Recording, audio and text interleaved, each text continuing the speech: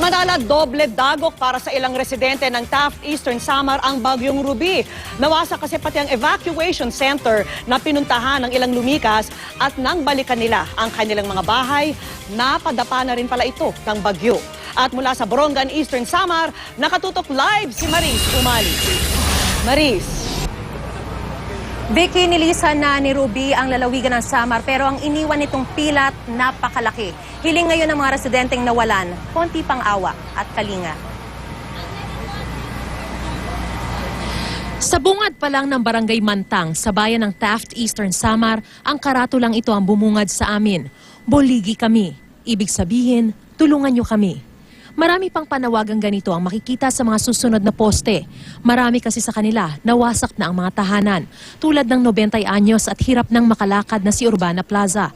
Di na malaman kung ano ang gagawin matapos pabagsakin ng bagyo ang kanyang bahay. Pati bahay ng anak niya dumapa na rin sa lupa. Walang ko natulungan, matutulungan sa gabi. Wala kang bahay.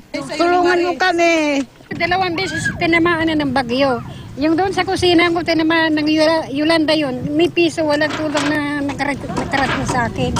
Pero higit pa ang sinapit ng pamilya Abelia ng manalasa ang bagyo.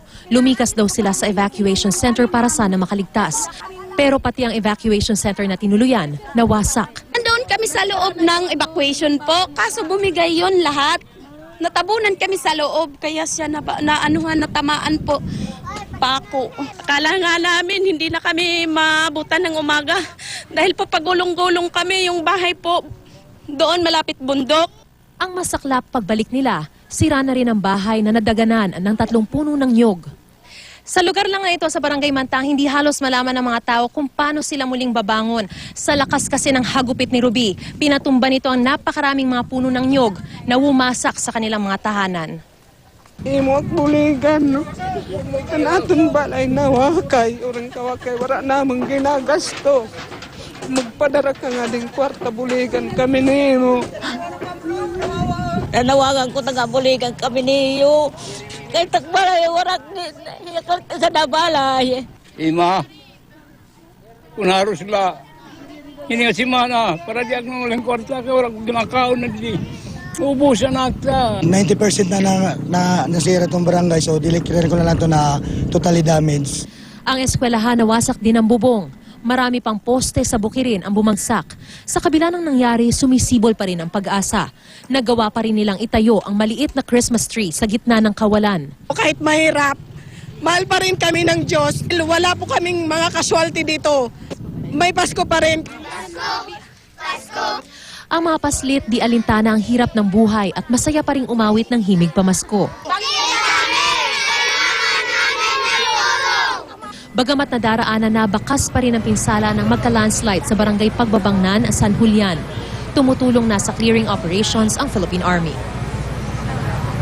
Vicky, dito sa Borongan City, pati yung kanilang katedral ay hindi rin pinaligtas ng Bagyong Ruby. Malaking bahagi ng kanilang bubungan ay nawasak din. Kaya hiling ngayon ng kanilang mga pari ay tulong pinansyal, pati na rin dasal.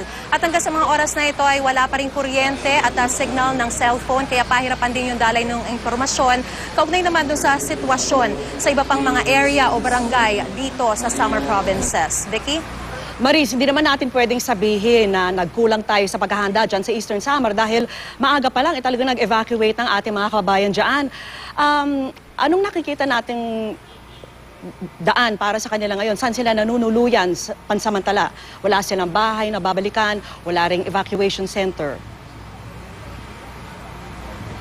Vicky, yung iba sa kanila, yung mga natirang yero ay, at saka yung mga kahoy ay pilit na binubuo para meron silang mapaglagyan o mapatungan ng lona na nakuha rin nila at kahit papano doon sumilong. Meron din namang mga tahanan dito na hindi naman talaga totally na nawasak. Kaya sila mismo nga umaampon o nagpapatuloy, nagpapasilong sa mga residente na talagang nawalan na ng tahanan, Vicky. Maris, paano naman yung mga relief May dagdag ko lang goods? din pala, Yes. kaya ang talagang tulong nila ngayon na hinihingi ay bukod sa pagkain, damit, ay tent sana para meron din silang matuluyan kahit na ngayong Pasko lang, Vicky. Pero Maris, di ba nakapag-preposition na tayo ng mga relief goods dyan sa mga evacuation center? Sapat pa ba ang supply ng mga relief goods na nandyan? So far, Vicky, especially dito sa Eastern Samar, no, dito sa Borongan City specifically, ay nakikita natin na tuloy-tuloy naman at marami pang mga bigas. Nakikita rin natin yung iba't ibang mga truck na nag-iikot sa iba't ibang mga barangay para maghatid sa mga residente. Pero sadyang mahirap lang siguro talagang maabot lahat-lahat. Ano? Kaya yung napuntahan natin hanggang sa mga sandaling ito ay hindi pa rin sila naaabot ng tulong, Vicky. Okay, Maris, may katanungan din si Mel? Oo. Maris, nakakahabag itong pinakita mo no, dito sa report mo. At yung mga bata, napakinggan ko, tinawag ako. Tama ba yun, Maris? Ang pagdinig ko, tinawag ako ng mga bata?